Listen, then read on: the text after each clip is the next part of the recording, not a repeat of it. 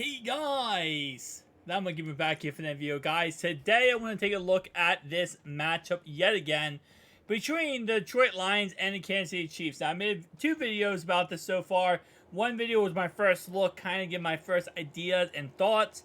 My second video was a detailed breakdown of every single player, what I project they're going to do in this game. I also talk about if you should put them at the captain spot, yes or no or maybe, and also should you use them at the flex spot. Now, I will say my personal opinion going into this game is I think this is going to be a pretty much Chiefs control this game and dominate this game. Trust me, I would love to watch the Lions win this game. I would. I just don't think it's very logical. But as I always say, whenever you are creating a DFS lineup, you shouldn't be going based on what I say, what he says, what she says, whatever. You really are creating your own storyline on how you're going to win that $1 million, right? So while, yes, you could just go on YouTube and copy and paste lineups, what you should be doing is kind of using like the resources I'm giving you with my last video and this video, where I'm kind of saying, hey, I like this guy for this reason, I like this guy for this reason. Take that info and you might say, wow, I also like this guy for the exact same reason you just mentioned. Let me use him in this lineup. But unlike you, I like this other guy. That's how you win the $1 million. It's not copy and pasting. It's using a little bits of details from every source you can and then create your $1 million lineup. So let's get into this game and let me create the scenario for you that this is going to be a back and forth game. It's not just going to be a blowout by the Chiefs. It's not just going to be dominated by the Chiefs. The Lions have a real chance to play this game and play very well. Well, okay, so starting off right away, I will say, because Amon St. Brown's going to be playing this game. He's questionable going in with an ankle injury, but it looks like he's 100%.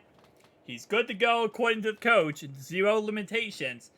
But let's say, hypothetically speaking, right? The Lions know the only way they're going to beat the Chiefs is a couple things. One, keep Mahomes off the field, right? Number two, run the football, because guess what? Chris Jones is not in there, right? He's not playing for 8 weeks. So, number three is, again, when he is on the field, Mahomes-wise, get after him, pressure him, make him make mistakes. Give your offense as much short field as you can. So let's go into this game and say that Gibbs, right, the new rookie running back, is going to, be the guy that goes off week 1.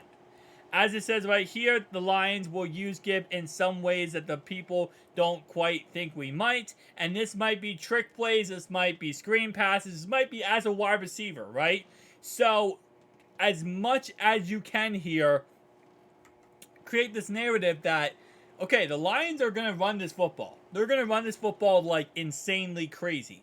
So you might even, theoretically speaking, get to a point where you use both running backs. I don't really love doing that, especially whenever it comes to DFS slates, Showdown slates. It's very difficult for both running backs to end up hitting here. If one has a really good game, the other one probably will not have a good game. So I'm just going to go ahead and go with the narrative that Gibbs is the guy, right? Well, I'm also going to go ahead and put in Kelsey, and I'm going to put in Mahomes because I still think they're going to have a really good night, but they might simply not have a choice or chance to go off because Gibbs is just so impossible. He gets a couple big rushing touchdowns, a couple big rushes in this game. He also is in the receiving game. He just is an absolute problem for the Chiefs to deal with.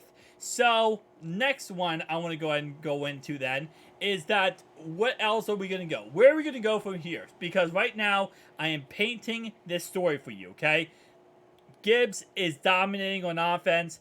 The Mahomes is doing okay on his side. He's still getting the ball down the field to Kelsey. Will I go then with Isaiah Pacheco, right? Because possibly what if the Chiefs start running the football? The problem is then I'm taking away from my quarterback and my tight end, right? Because if I try to paint the narrative that Pacheco is going to do really good, then that takes away from my, Mahomes passing and Mahomes, again, throwing to Kelsey. So the next guy I'm probably going to go with here, I was kind of thinking about going Jared Goff because I'm actually a little bit interested in this, depending on, how this game flow kind of goes in this, scenario I will say I'm creating. But I'm not really too much of a fan of Jared Goff. And the reason why is because, again, if this is going to be a crazy Gibbs week one bell cow back type of scenario, Goff probably does not hit his mark and not worth the price tag in the end. So, with that being said, I'm going to go ahead here. Kadarius Toney's another guy I'm kind of limited, or not limited, I'm kind of like on the fence about. He is good to go. He is mainly their punt returner, not really their, wide receiver, but he could still get targets in the game. Same thing with MVS. I know MVS is all the way down here. MVS was listed as a starting receiver on the Chiefs' unofficial depth chart released Wednesday. He's a guy who really is going to catch a one-play tutty type of play. He's not really going to be consistent in this game, but I kind of do like him in this game for that said reason. So I am going to go ahead and put him in my lineup here. So now I know I have Detroit, and then I have a bunch of Kansas City Chiefs. Kind of thinking about where I want to go from here. I might go with Sam Laporta. And I might finalize this off here and go with someone like Josh Reynolds. Does interest me because he could be a boomer bust type of guy. Like, he could be a home run hit, which could help me out and diversify my lineup. And I might end up going with that. I don't know how much I love that, though. So, what is the narrative I'm trying to spin with this, game then, right? What I'm saying is that on the Lions side, they're going to run this football, okay? They're going to run this football. They're going to throw short passes, dink and dunk pretty much to Sam Laporta and Reynolds. But Gibbs is going to be the one who gets the touchdowns. When they get in the red zone, they're going to just constantly give it to Gibbs. They're going to get touchdown with Gibbs. He's going to finish the day with 2 touchdowns, maybe 70, 80, 100 yards on the ground, and he's going to be the monster for the game, right? So that's the narrative I'm pointing, right? All the passes that do get thrown are going to be short to Sam Laporta and Reynolds. Maybe they throw some passes to Gibbs, but Jared Goff's not going to be worth it because he's not going to be getting the touchdowns. And again, all these passes are going to be short and crazy. Nothing special to Jared Goff. Amon St. Brown's not going to get that many targets because Gibbs going to destroy. On the other side, I'm painting this being Patrick Mahomes has to go toe-to-toe with this system, right? He's not going to get much, many drives in this game because the run game is popping off for the Lions. So he's going to have to throw a lot of passes here to Kelsey, to MVS. Maybe MVS gets a huge 70-yard touchdown in this game, right? And then obviously that pays off his $5,400 price tag. And then Kelsey is just a target monster up and down the field. And the touchdown to MVS helps out Mahomes.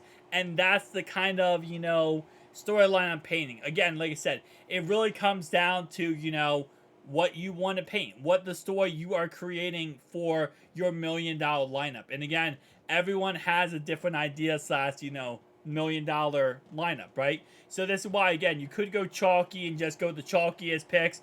I'm going to tell you right now, and I'm just going to go ahead and put David Montgomery in here. If you go David Montgomery instead of Gibbs, and you're just like, oh, I think David Montgomery will be that guy, it does let you actually get a little bit less of a risky play. You could go with someone like Sky Moore if you wanted to here. Could go with the kicker. You could go with Bucker. I might go with Bucker over Sky Moore there. I might actually go with Bucker here. I think Bucker would be a better option in that context. But just go ahead and take a look at this real fast. Again, like I said, you might say, this lineup would never hit. Listen, how many times have you played DFS and you look at the final lineup that wins $1 million and you're sitting there thinking, wow, that actually worked. Yeah, it happens a lot. Because guess what happens when everyone chooses the same exact chalky lineup? And by the way, this is the chalky lineup that a lot of people are going to be choosing going into this matchup. They're going to be like, oh, I want Kelsey, Mahomes, and Amon St. Brown. I want that matchup. I'll go with Jared Goff here, and then I might go with 2, actually I can't go with 2 here. I could only go with 1, technically. But, I'm going to go, really cheap on a 1 play that the guy probably won't score anything. but I'm able to really, maximize the other things. So like someone like Blake Bell here, who's a third string tight end for the Chiefs, just in case he does something in this game. But I'm going to be focused more on, loading up these other guys. This is just chalk. That's all this is right here at chalk. And yes, you can win with chalk. Don't get me wrong. It's very possible. People win all the time with chalk. But the problem is when you have chalky lineups, let's say, for example, I'm just going to go ahead and put a random lineup together here. Let's say that this is the lineup that you just absolutely think is going to hit. You looked at this 1,000 times, did your research, did your everything, and you just 1,000% feel that this is going to hit. I'm just going to put Reynolds in here, right? The problem is that there are people who do roto grinders and different websites, myself included, and we create 3, 4, 5, 600, different simulations, different, lineups every single week. And the problem with that is, we put our rules in, we have everything set up correctly. We're going to copy this lineup pretty much. We're going to have one of our systems be this lineup. And it is what it is, but that's going to cause, it to be chalk. And what ends up happening here is that then you have, let's say this lineup hits. This lineup is the lineup. You were so right. You and 200,000 other people are going to have the same lineup. And then that $1 million gets split up like crazy.